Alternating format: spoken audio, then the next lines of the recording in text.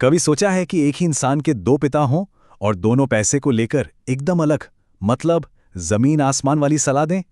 एक की सलाह गरीबी की तरफ ले जाए और दूसरे की अमीरी की तरफ। आज हम रिच डैड पुअर डैड के इसी पहले और शायद सबसे जरूरी सबक को समझने वाले हैं। तो ये कहानी शुरू होती है एक बड़े ही दिलचस्प विरोधाभास से। एक डैडी जो बहुत ज्यादा पढ़े लिखे थे, फिर भी पूरी जिंदगी पैसों के लिए जूझते रहे, और दूसरे डैडी जो 8वीं पास भी नहीं थे, लेकिन वो हवाई के सबसे अमीर लोगों में से एक बन गए। कैसे? देखिए, उनकी सोच का फर्क यहां एकदम साफ दिखता है। गरीब डैडी जिनके पास पीएचडी थी, वो क्या कहते थे?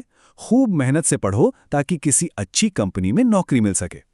वहीं अमीर डैडी की सलाह थी, खूब मेहनत से पढ़ो ताकि एक अच्छी कंपनी खरीद सको। उनकी सलाह और नतीजों में बस इतना ही फर्क था। गरीब डैडी का मानना था कि पैसा, या यूं कहें कि पैसे का प्यार, एक नेगेटिव चीज है, और यही सोच उन्होंने अपने बच्चों को भी दी। और वहीं दूसरी तरफ अमीर डैडी की सोच बिल्कुल उल्टी थी। उनका मानना था कि पैसे का प्यार नहीं, बल्कि पैसे की कमी असली प्रॉब्लम है। और यही दो अलग-अलग सोच इस पूरी कहानी की नींव है। तो असल कहानी और लेखक की फाइनेंशियल एजुकेशन तब शुरू हुई जब वो बस 9 साल के थे। अमीर डैडी ने उन्हें एक सबक सिखाने का फैसला किया, और इसकी शुरुआत हुई एक ऐसी नौकरी से जो सुनने में बहुत मामूली और थोड़ी फ्रस्ट्रेटिंग भी लगती है।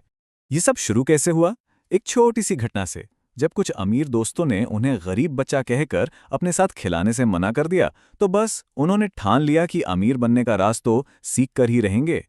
अमीर डैडी सिखाने को तो तैयार हो गए, लेकिन उनकी एक शर्त थी। बोले, ठीक है, सिखाऊंगा, लेकिन पहले तुम्हें मेरी दुकान में धूल से भरे डिब्बों की सफाई करनी होगी। और जानते हैं पगार क्या थी? सिर्फ 10 सेंट प्रति घंटा, जो उस जमाने में भी लगभग न के बराबर थी। अब जरा सोचिए, हफ्तों तक वही बोरिंग मेहनत वाला काम करने के बाद लेखक और उनके दोस्त का सब्र जवाब दे गया। उन्हें लगने लगा कि अरे ये हमें सिखा नहीं रहे हैं, बल्कि हमारा फायदा उठा रहे हैं। और बस वो नौकरी छोड़ने के लिए पूरी तरह तैयार हो गए। और बस यहीं पर पहले सबक का असली क्लाइमैक्स आता है। जब उन्होंने गुस्से में आकर अमीर डैडी से बात की, तो उन्हें जिंदगी और पैसे के बारे में एक बहुत गहरा सबक मिला, जिसे चूहा दौड़ या रैट रेस कहते हैं। अमीर डैडी ने समझाया, बेटा, वो 10 सेंट की नौकरी पैसों के लिए थी ही नहीं, वो तो असल में जिंदगी का एक छोटा सा मॉडल था। उन्होंने कहा, जिंदगी तुम्हें ऐसे ही धक्के देती है, और वो नौकरी बस एक धक्का थी, ये देखने के लिए कि वो इस अनुभव से सीखते क्या हैं। तो सवाल उठता है, ये चूहा दौड़ आखिर है क्या भला? देखिए, ये एक कभी ना खत्म होने वाला चक्कर है, एक लूप जिसे हमारी दो सबसे ताकतवर भावनाएं चलाती हैं। एक है डर और दूसरा है लालच। बिल न चुका पाने का डर लोगों को काम करने पर मजबूर करता है, और फिर जैसे ही हाथ में पैसा आता है, तो और अच्छी चीजों की चाहत यानी लालच हमसे वो पैसा खर्च करवा देती है, और बस इंसान उसी जाल में फंसा रह जाता है। इस चक्र को ऐसे समझिए, सबसे पहले आता है डर।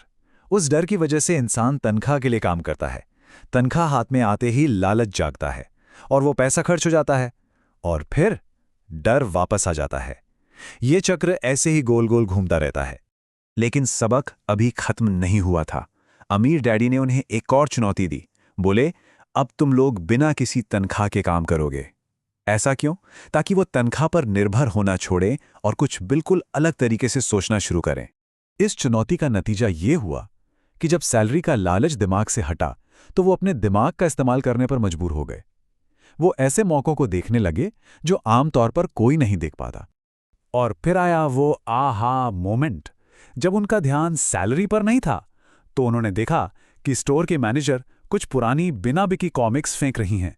जहां बाकी लोगों को सिर्फ कचरा दिख रहा था, उन्हें उसमें एक मौका दिख गया। उन्होंने क्या किया? वो कॉमिक्स मुफ्त में ले ली और एक बेसमेंट में लाइब्रेरी खोल दी। आस पड़ोस के बच्चों से अंदर आने के लिए 10 सेंट चार्ज करते थे। कमाल की बात तो यह है कि उन्होंने एक लाइब्रेरियन भी रख लिया, और बिना वहां मौजूद रहे हर हफ्ते करीब $9.5 का मुनाफा कमा रहे थे। और यही थी सबसे बड़ी बात। पहली बार पैसा उनके लिए काम कर रहा था, वो पैसे के लिए काम नहीं कर रहे थे। उनका बिजनेस तब भी पैसे कमा रहा था जब वो वहां मौजूद नहीं थे। मतलब वो उस चूहा दौड़ के जाल से बाहर निकल चुके थे।